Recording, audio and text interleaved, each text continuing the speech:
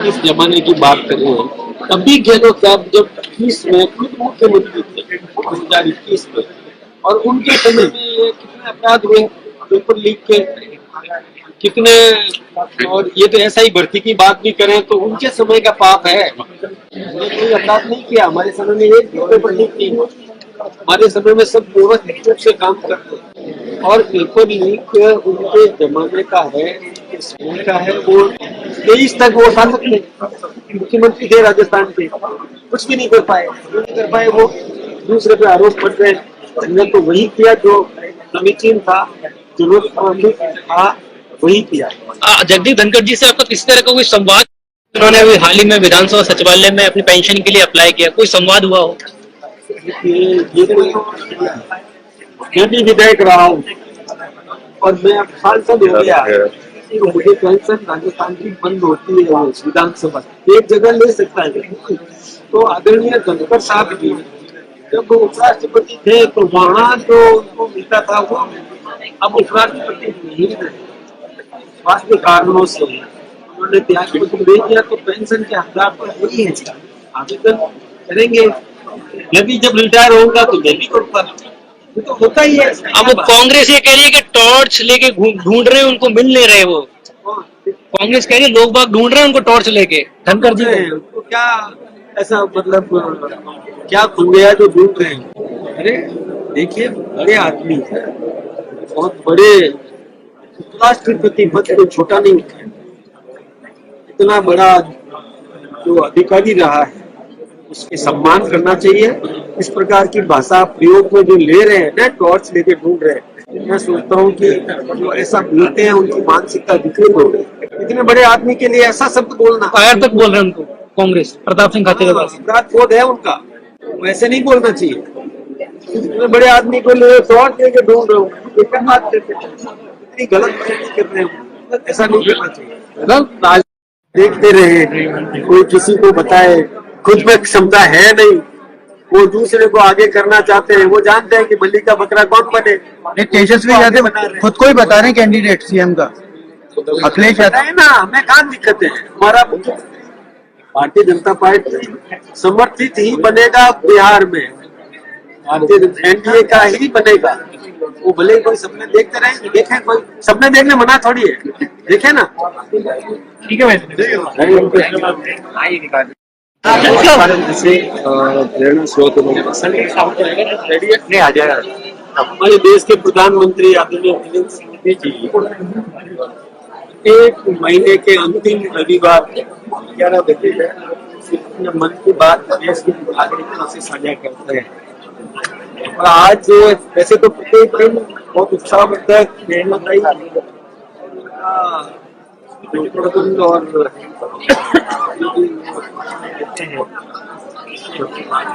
और आज देखिए, सबसे पहले आपदाओं में सहयोग करना चाहिए।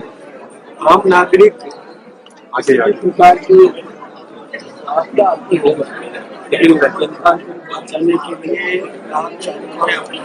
योगदान देना चाहिए।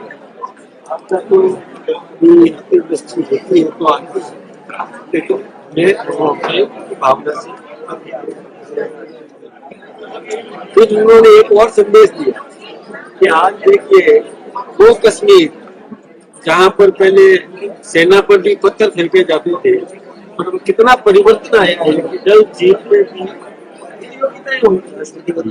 पहले हिंदुस्तान के विभिन्न क्षेत्रों से खिलाड़ी वहां आकर के प्रदर्शन कर रहे हैं और इतनी बड़ी संख्या में जनता भी निडर होकर के और देखने के लिए आ रही है।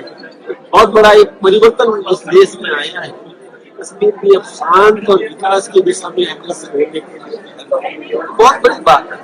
बहनों ने एक कानून अच्छी, उसमें भी कितने मेडल प्राप्त किए, उसको गोल्ड मेडल, सिल्वर मेडल, संख्या सुनकर के महत्वपूर्ण है कि एक सामान्य परिवार की बच्ची, इसके परिवार में तो इस प्रकार का वातावरण के नहीं, वो कितनी आगे बढ़ी, उसको भी प्रोत्साहन मिला है। ऐसे ही एक मजदूर परिवार का बालक मोहसिन का जो काम, और वो भी कितने उत्साह से आगे बढ़ता गया। मैं उसमें यही नहीं, इस देश में और भी किस प्रकार से हम आगे बढ़ सकते हैं, आगे बढ़ा सकते हैं, ऐसे कई उदाहरण यहाँ पर मिले।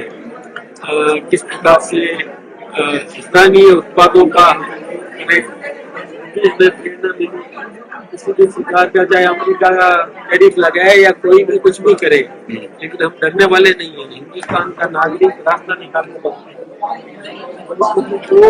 तो बात करके भी उसका उपयोग कैसे कर सकते हैं, वो करने का काम किया। मन की बात की है। नहीं ठीक है, बोल रहे हैं।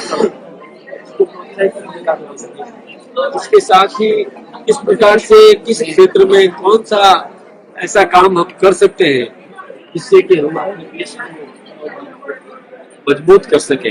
यही नहीं, किस प्रकार से सरदार वल्लभ भाई पटेल ने इस राष्ट्र के निजाम हैदराबाद का वो कितना अत्याचार कर रहा था, और उस समय तिरंगा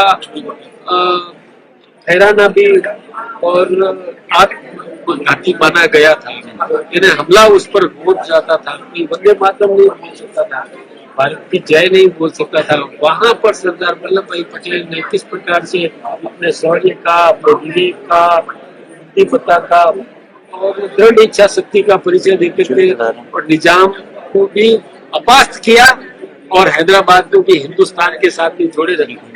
ऐसे देश का एकीकरण करने में सरदार वल्लभ भाई पटेल ने जो भूमिका है उसकी सराहना निश्चित रूप से की जानी चाहिए। और अभी भी बहुत त्योहार आने वाले।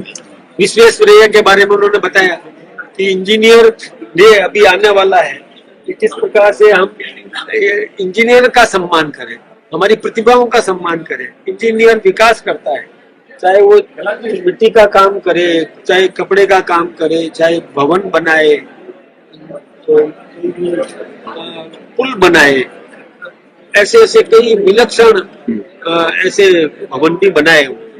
इसी प्रकार से और कहाँ कितने देशों में राम के मंदिर, ये भी आज हमें देखने को मिला।